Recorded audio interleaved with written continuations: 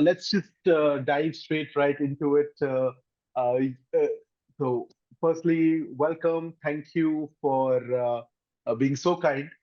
We are just a bunch of activists working in India, and to hear from you would be amazing. You have more than 15 years of experience in politics, social media, democracy, and all the interesting things which are happening. So I would like to start from the beginning and then kind of jump in. And I would like to go back to your college days Mhm. because our primary audience for Keep It Real is our college students. So tell us something personal. How political were you when you were studying or were you in college? Yeah, so I went to college at the University of Wisconsin-Madison, I'm from Wisconsin, from Green Bay, Wisconsin. I started my freshman year in the fall of 1999, and I graduated in 2003. And so I originally I was a journalism and political science major. I originally wanted to go into journalism. My family was not particularly political growing up. I knew that they voted, but they never told me if they were Republican or Democrat or anything like that. The first election I voted in was the 2000 election in the United States, which was a very contentious election back then for those people who are kind of political historian scholars. And it was while working at the student newspaper, the Badger Herald, that I met people that were more involved in politics. And I volunteered for a Senate race in Minnesota in 2002, and that's when I really kind of caught the political bug and decided I wanted to move to DC and work in politics in like communications rather than journalism. Now, something I like to remind people is that I graduated college in May of 2003. This is before Facebook ever existed, before Twitter existed. So I ended up working 10 years for a company that didn't exist the day I graduated college. And I moved out to DC and got started working. So I actually have over 20 years experience, was doing, back in the day, we called it the E-campaign for the Republican National Committee during the President Bush's reelect in 2004. So this is a lot more websites, email, some video, but I was very lucky on timing and coming in at the ground floor of the web and social media just starting to be used on campaigns. Oh, wow. Okay, so 20 years and you started pre Facebook, your own let's say democratic citizens journey in a way. So let's look into that era when you were making decisions on who to vote for, and let's jump to 2024, and you've seen so much change. So uh, in the space of elections, there are about 40 countries going to elections in Oh, 2024. way more than that. Oh, It way depends how more you than that. count it. But like Okay. like some of my counts have us going into the 70s of the number of countries going to elections. So it's a lot. So we have 70 nations going to elections. Generative AI has started taking its first few steps in user-generated content. Common people are using it, and platforms are bigger than ever. I think well, a lot is contributed by us Indians who love these social media platforms. Now, taking all these three aspects in mind, how are you viewing 2024? Because you are looking at it in a very professional manner as well. But I'm sure, we all tend to think about, oh, how were the days pre all of this? So, what are your views of 2024 generically when it comes to misinformation, elections, and young folks? Yeah, so I'd say a couple of things here. One, this is a historic and unprecedented year. You've never before had in the same year as a US presidential election, elections in places like India, Indonesia, maybe Ukraine, Taiwan just happened, Mexico, the United Kingdom, the European Parliament. So it's a historic year that we're living through online and offline as part of that. I think that means that there's a lot of fronts for tech companies in particular to have to be trying to protect the integrity of elections on their platforms. You have a lot of newer platforms that have been being used for the first time. So I'm thinking of like everything from TikTok to Telegram, to other messaging apps. You have Threads, which never existed before and has only kind of got limited rollout right now. But the media environment's much more fragmented as well, which can make it much harder to track where these narratives are starting, where they're going, how they're evolving. I think on the AI front, AI is going to be an accelerant on a lot of this, but I liken this a lot more to Barack Obama using social media in 2008 versus his 2012 campaign. So we will see examples of AI. We already have, but I don't think there's going to be widespread adoption on it. And I'm much more worried about the narrative around AI and what it could do versus what it will do in this election, because that alone could, erode some of the trust people have in the media environment. I think AI will have a much bigger impact on elections to come. Overall, I'm kind of viewing this as a kaleidoscope because there's so many different bits and pieces and events and other things that are going to play off of one another this year that makes it really hard to predict what the final picture will look like globally. The other thing too is my mantra for this year is to panic responsibly, because I think it can be very easy to, every day look at the headlines and be like, oh my God, is it hopeless? Is there anything that we can, do? Should I just go crawl underneath a rock, right? And I don't think that that's going to be the case. There are a lot of things, but it is important to keep a lot of this in perspective as well. Definitely, I like the term panic responsibly. I think I'm going to use it. As you have also worked on campaigns, and I come from a pretty politically active family. Since I was 7, I've been part of campaigns, and I really love the war room. I just enjoy that Yeah. last 1 week before the voting happens, especially if your own family is not in the elections. But coming to the platforms, where do you see the role of aspects like community guidelines, reporting mechanisms, actually being able to control misinformation and fake news? Because what we are seeing in India, and this is working together with the policymakers at a very high level, there are two very clear aspects. One is, oh, it can't be done. It is very difficult. It is complex. And the other, which is the complex one, or kind of something which is a little dangerous as well, what ByteDance faced in India is shut it down. So if a platform is unable to control misinformation, and we usually talk about the top 5 who are doing a great job, they also have budgets for it, but 6 downwards, all the other platforms don't even have the money to do content moderation at scale. They don't have that kind of a environment. So how do you see platforms approaching it? And Meta and Google being the biggest in India, and our research also shows it, will be at the receiving end of it. So what do you see, or advice for platforms, and what can they do to control or curb misinformation and fake news? Yeah, I would say there's a couple of things here on that. You use the word control a lot, and I think that that is a very difficult word to use when it comes to this because it's not necessarily something you can control. And there's very differing views, right, as to, given freedom of expression, human rights principles in the US, we have a First Amendment that goes even further in terms of protecting speech. There's a pretty big divide over how much people think that platforms should be taking action on problematic speech versus not, that I think is playing out here. You are seeing the bigger, so I call them the legacy platforms, your Metas, your Googles, your Microsofts, who have been at this for quite some time, do have very robust teams. There have been hits with layoffs. And given how unprecedented of a year this year is with just the huge number of elections, that was going to strain even the most well-resourced of teams, let alone, with layoffs and stuff like that. And then, like you mentioned, there's the newer platforms. TikTok has put a lot of effort into this. OpenAI just put out their announcement about what they're going to be doing around elections, but it's their first time having to do this. And so there comes an element of this, like everyone's favorite question to ask is, are the platforms ready?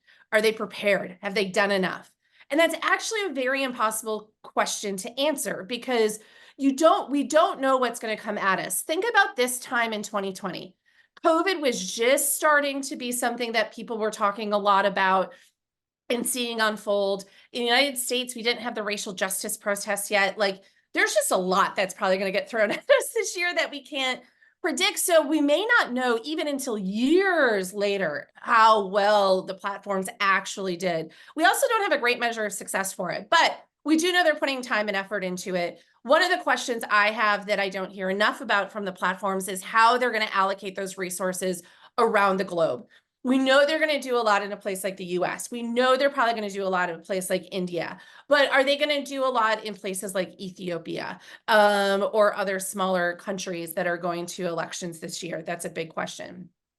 The other important thing when answering your question is looking at what are the platform's policies, and then how good are they at executing those policies and enforcing those policies?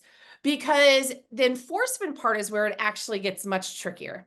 It gets trickier, especially if it's audio or video, using AI and machine learning to try to detect them. Where do they have humans? And so that's something that you'll see a lot in this, and it can get really nuanced because there's a lot of pieces of content that you could show a group of people and everyone might have differing views of what should be done. We're also seeing a lot of these platforms get more nuanced in how they handle mis and disinformation. So on one hand, like even from the beginning, a lot of them have been looking at the behavior, taking action against the behavior of bad actors, not necessarily what they're saying. So are they coordinating and they're pretending to be somebody they're not, stuff like that. You're also going to see, rather than just a leave it up or take it down binary of what they can do, they might put a label on it. So that could be a fact check label, or it could just be like, they did during COVID, any post that said like the word COVID, there's a label underneath it linking to like the World Health Organization or the CDC in the United States with more information to get authoritative information out there. They also might reduce the reach of that content so people just can see less of it. So you're starting to see them pull those different levers. You're also going to see too, a lot of these platforms push out information to people about where, when, and how to vote. So it's election day in countries where you have to register, what those deadlines are.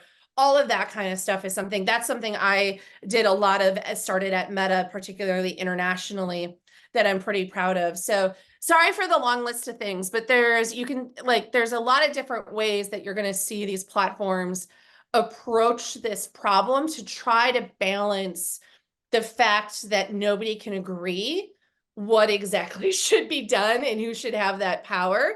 And so they're trying to balance also the politics of it all. They're trying to balance all of that to try to, basically try to do the right thing, but also try to make sure they're not getting negative press headlines and stuff about what they are or are not doing. Yeah, I think there's a whole politics of content moderation by itself, regardless of elections or no elections. So the other side of Gen AI is where it might create problems. It's that it might also be a lever and a tool for solutions. It is many companies across the globe and many startups are focusing on identification of deep fakes, on implementation of content moderation, of implementation of community guidelines. So, what are your views of AI in the space of trust and safety, and specifically when it comes to content moderation? Any experiences of the last 2, 3 years where you could say, okay, that may be a good example to kind of pursue? So I don't know of a specific example of it being found, but let me share a few that I think might be helpful kind of more broadly. I think one area is, Meta and a lot of other companies, they've actually been working on deepfakes for a while. There hasn't been enough inventory, frankly, for them to be training some of these classifiers and stuff like that. There's also been efforts. So if you remember when the tragedy at Christchurch happened in New Zealand and that live video, there was also a lot of effort that these companies put into of trying to better detect when certain things are happening in a video, to be able to flag those, but also to find copies of that video and take it down. That's all kind of machine learning, AI type stuff. You're also seeing a lot of really great strides in these companies announcing about AI being better able to look for more contextual clues in a post. So there could be ones, before it'd be very simplistic, like, are there these certain words that are there, stuff like that. It wouldn't necessarily look at like past instances of the page or account posting something that's violating. It can be very hard to determine sarcasm, satire, things of that nature. So you could also have a very innocent caption, but you could have a picture that means something totally different.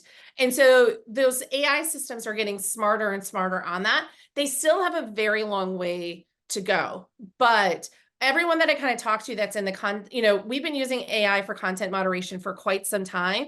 Now it's just a matter of how much better does it keep getting and how quickly can it learn those types of things. Jumping from the platforms towards the students and the users who are our focus in our campaign.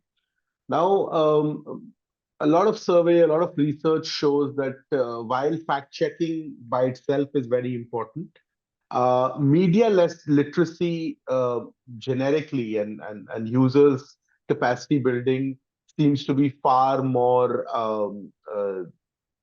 useful and stronger in ensuring that a person is not persuaded or is not duped by misinformation. And this is not just political misinformation. This is misinformation regarding financial, health, different sorts of misinformation. So, what is your take on media literacy and education at large about misinformation and fake news?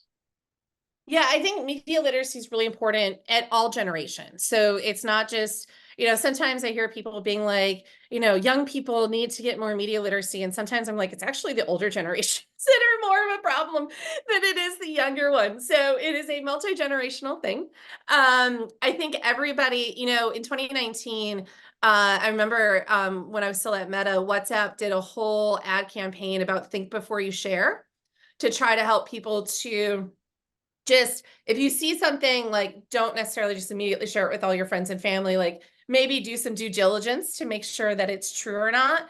But I think all of us, I'm even doing this myself right now as we go into this next year, doing a little bit of a step back and an analysis of my own information diet. Who am I following on these different platforms? How have I trained the algorithms for what I want to see? What news outlets am I reading? What newsletters am I getting? Am I getting the balanced diet that I want to? But then I won't lie, like, I've gotten better too, because I've been duped by different pictures, like that the Pope in that white Valencia jacket totally got me. 100% got me. I thought it was real. I was like, all right, like, he got himself a stylist. Like, it's plausible. But now I find myself, whenever I see an image and I'm not sure, I'm doing some additional digging. I'm using Google reverse image search and other things to try to, before I say anything or share anything, just being a lot more careful about doing that due diligence. So I think it's a very personal thing for every person to have to think about what it is and how it is they want to do that and approach it. And you need to do it in a very intentional way. And I think there's very much a role for organizations, businesses, and others to help give people tools to do that sort of planning. Got it. Got it. And when it comes to education, right? Because like I'm not aware about the United States that much, but for example, Finland and Sweden have already started it, that they pretty much start media literacy right from the day go. So when kids enter schools, even in primary schools, it comes in, but it's a major part throughout education. And they are rolling out major programs at K-12 level as well as colleges. So while the internet and Gen AI is kind of coming into our lives, in countries like India specifically, it is not coming into the curriculum. So And even in the United States, for that matter of fact, it is not something which is majorly looked at. In some schools are doing it. So when it comes to governments and schools, what do you think their approach should be? Because the panic, what did you use? Responsibly. Panic responsibly, because I see a lot. Sometimes you hear or read a lot of panic headlines from various politicians, but concrete solutions and work. So, what is your take on that? That should it be in schools and colleges, or are children figuring out it for themselves? It's going well. I mean, I think they're figuring out for themselves right now because they don't have any other options other than to do that. I do think it should be incorporated more into schools. I know different people are trying to think about the best ways in which to do that. So yeah, if I had a magic wand and could wave it across the entire world, I would definitely incorporate it into like, and it could just, it can be general civics, but I think it's just, general preparing people for life, right? Because it's not just political news. It's all sorts of things. And like, how do you manage your information diet when you're just getting bombarded from all these different places is something I definitely think we need to give everybody more tools to think about. Yeah, that magic wand is something that we all wish for from time to time. I know. Oh, and and now these two questions are very specific to India. So 125 million first-time voters is roughly the estimate of India. And many of them are using the platforms. So when it comes to public awareness, right, one is, of course, doing the right content moderation. But, uh, and I'm not asking a generic question for platforms, but where do you see business and public awareness? Like, because at the end of the day, platforms are also businesses. And until it makes financial sense, it's very difficult to invest money uh, into a particular activity. So, public awareness and media literacy and platforms, what do you see is the correlation between the two in this specific sense? Yeah, I mean, I think you see platforms put money into that because of the potential reputational risk if they don't. And it's a bit more, if you're familiar with the term soft power in the terms of diplomacy, right? Hard power is using military force, soft power is like tourism and other great things coming from a country would do that. And so businesses have a soft power angle too, where they want to be seen as good contributors to society.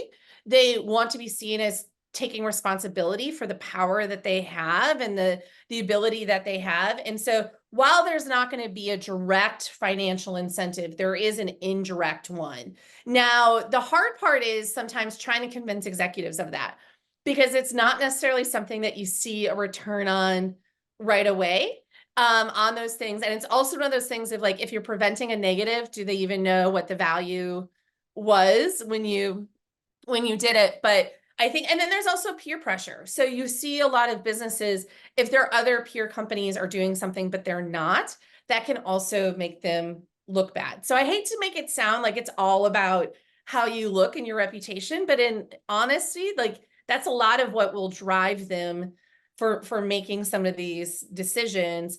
And just the fact that it's like it's a good thing to do, and it makes them feel warm and fuzzy inside as well that they were able to to play a role in that.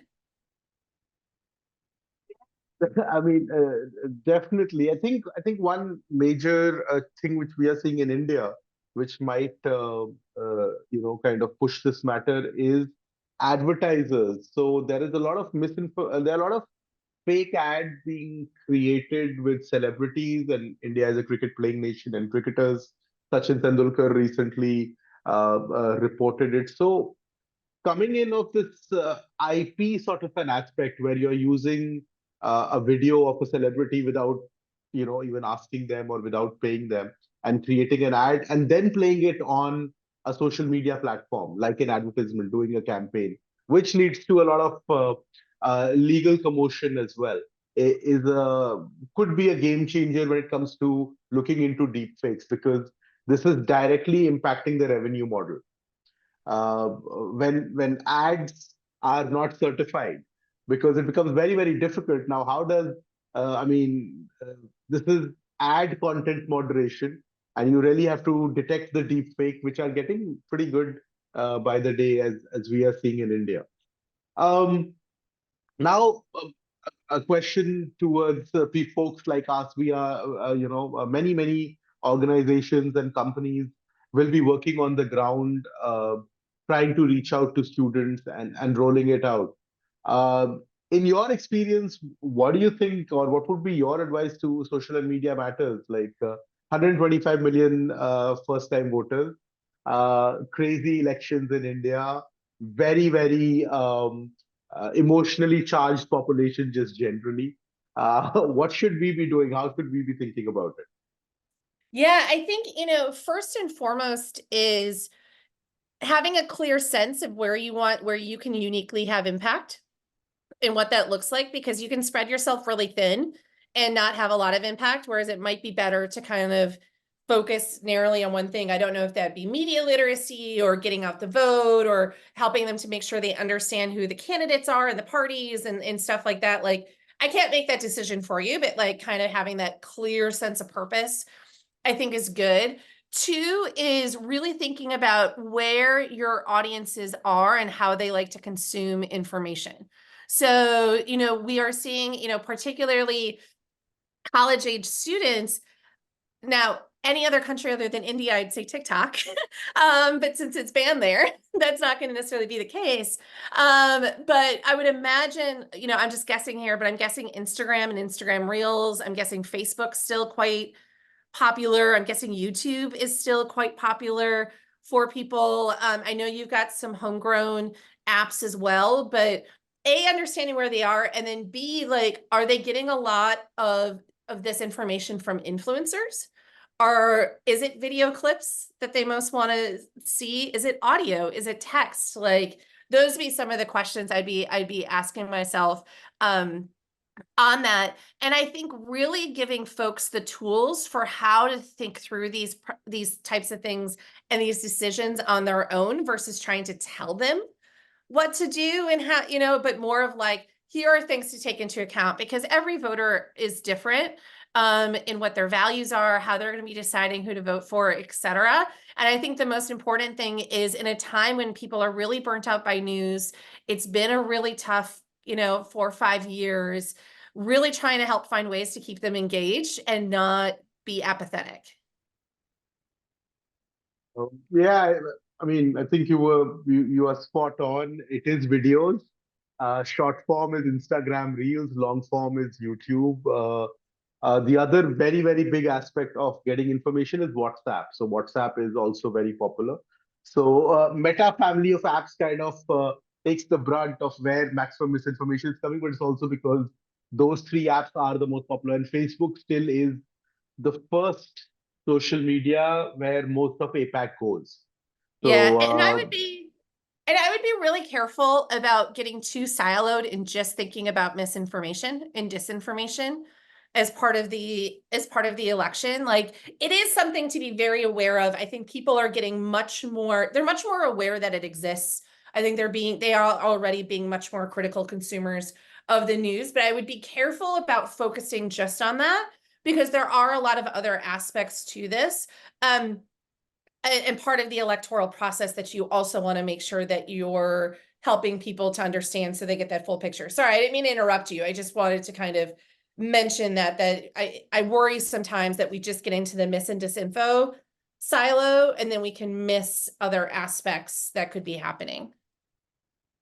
I agree with you. I totally agree with you. I think in India, we still need to focus on voter literacy, about what is your role as a young democratic citizen, a citizen in a democracy, because we are a young democracy. I mean, we haven't figured stuff out. And many of the nations you named in the 70s were also young democracies. So I think the inspiring aspect of elections is very important. uh, we are approaching misinformation and disinformation more like guardrails. That, what you had said in the beginning, what are your sources? Make sure that your data nutrition or your content nutrition is very high quality. But more importantly, understanding why are you voting. And in the in the process of figuring out who to vote for, not to get swayed by fiction and to focus on facts. So that is kind of the approach we have. But it's something that all of us are learning, and especially us. The points that you have said. The good part about it is that it'll be implemented in field tomorrow. I'm going to a college, and I already started getting ideas on how to fine tune my workshop. So I think those were the set of questions I had from your side. Um, I would love to get any more guidance on two aspects. We are doing the next round of the Keep It Real survey. We've learned a lot from this. Wherever the gaps are, we are rolling it out. Also starting tomorrow, and we are also reaching out to many experts and guides like yourself. So, any inputs on what do you think are the dark spots that one should research and survey and get the data about?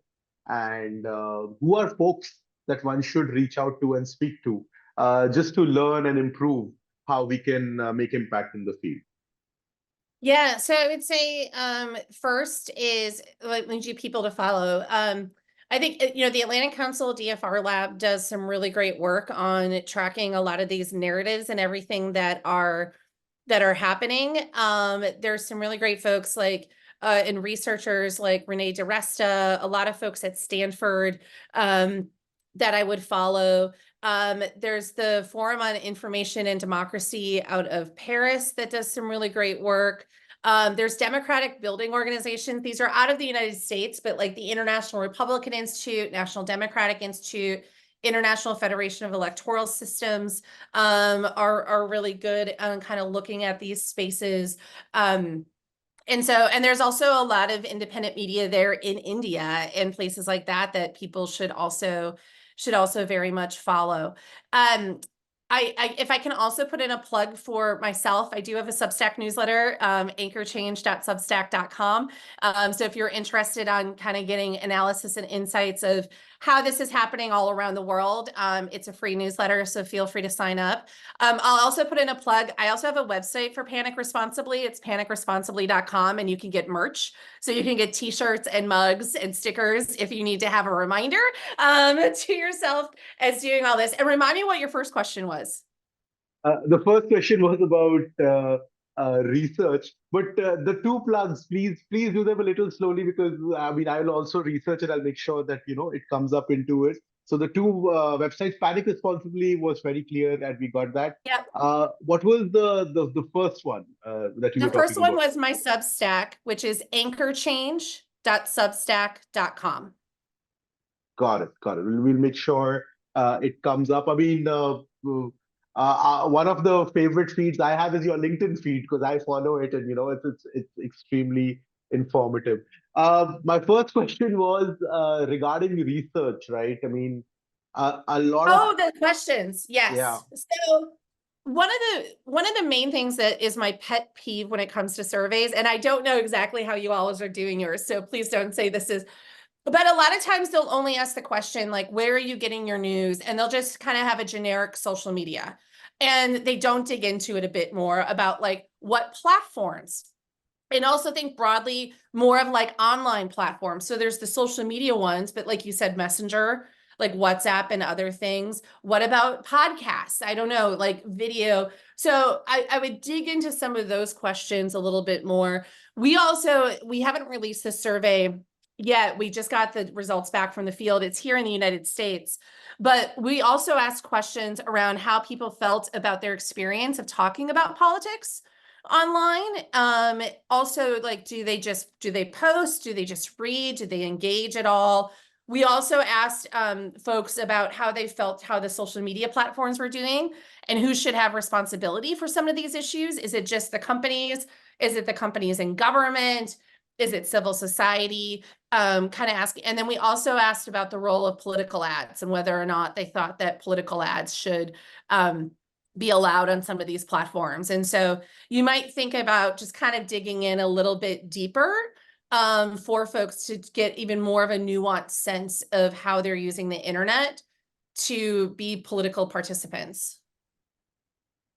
Oh yeah, totally. I think the first one we've got covered, so we really went into WhatsApp and YouTube and platforms. But I think this aspect about talking about politics online, this is really interesting, and also ads, um, because that does change the game. The good part to a certain extent is election commission puts a budget on how many ads you can do, and a very good part about that is that ads online can be calculated much easier because platforms can give you the exact amount of dollars put in by a particular political party for an ad, which are very difficult to do in the offline world. So that is one thing that works really well, really well. Well, I think and this is just an idea that sprang out of that, that maybe since both the nations are going for elections, we could do something which is like India and US comparison, sort of a That would be research. amazing. Yeah. And we could think about it. And yeah, I'll definitely shoot you a mail Yeah, shoot regarding me a that. note and I'm happy to share the questions that we used if we wanted to look at that.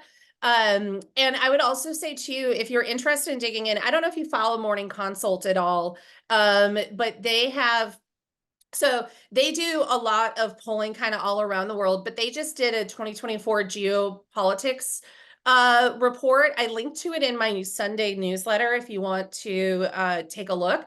But there they queried people across, I want to say 10 to 15-ish countries. India is one of them, as is the US. And what I find really interesting about it is India's numbers are super high across all of the aspects they asked about how people felt about democracy, the strength of the economy, the role of the government, all of that. And I thought it was interesting. I need a better word for interesting, but the US had a really low number for the number of people who felt great about democracy. It was only second lowest to France. India was the highest. It was India and Argentina. So if you're looking for just comparison numbers to other countries, that's interesting. But yeah, I would love to explore kind of thinking about US versus India, because one of the things I'm trying to do is, especially here in the States and in DC, amongst not just the foreign policy community, but like writ large, is helping to explain a bit more about Indian politics, how it works, how important the country is. One of the things I tell everyone is I don't think we talk about India enough. So the more that I can do to help share some of that content and stuff would be great. Wonderful, wonderful. Well, this was a greatly inspiring and enriching conversation. So thank you very much for making time for us. And yeah, I really look forward to collaborating and learning from you. And on the other side, there are many friends in India who send their greetings through me. Karuna, of course, put us in touch, but also Manish Tiwari, who's met you a couple of times. I'm meeting him a few hours from now in a meeting. So yeah, post all the madness, do think about another visit to India. I know I And want to. I've been trying to think about how I can find an excuse to make it my way back, because I've not been since before COVID, and I used to come twice a year to India, and I really, really enjoyed it. So please pass on my hello to everybody as well. And I would love to try to find a time to come back to the country. perfect, perfect. Thank you so much. Yeah. This was really great. All right, And let me know when perfect. you post things and everything, because I'm happy to reshare it to my network and everything. Oh, totally, totally. So I think it'll take 2, 3 days. We'll just put it into formats. So there'll be a long form for YouTube, and then there will be short individual answers, which will go on Insta Reels and Shorts. Okay. And if you have any questions or need any links or anything, just shoot me an email. Definitely, definitely. I think let me first explore your newsletter, something new that I have learned. And regarding the research as well, we have a very solid partner in India. And we are meeting literally, I think, 14 hours from now. So I will ask him that, how do we extend it? And I'll share your profile with him as well. And let's see what can we make out of it. Okay, that sounds good. All right. Thank you. Keep Okay, up the good work. It is really inspiring for thanks. us. Okay. Bye-bye. Bye.